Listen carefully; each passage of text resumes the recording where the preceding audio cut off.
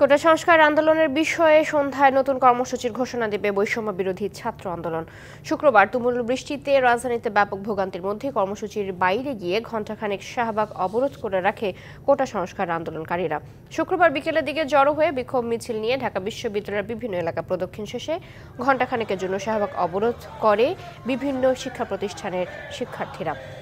রাজশাহীতেও ঘোষিত কর্মসূচির বাইরে গিয়ে রেলপথ অবরোধ করে আন্দোলনকারীরা। রাজশাহী বিশ্ববিদ্যালয় স্টেশনের সামনে রেল লাইন আটকে কোটা সংস্কারের পক্ষে স্লোগান দেয় শিক্ষার্থীরা। এতে 4 ঘণ্টার জন্য সারা দেশের সাথে রেল যোগাযোগ বন্ধ হয়ে যায়।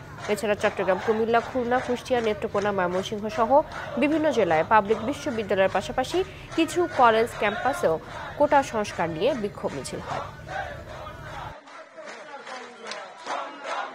আমাদের সকল বিশ্ববিদ্যালয় ও জেলায় জেলায় অনলাইন অফলাইন প্রতিনিধি বৈঠক হবে এবং বিকাল 6টায় আমরা আমাদের পরবর্তী কঠোর কর্মসূচি নিয়ে একটি প্রেস ব্রিফিং করব।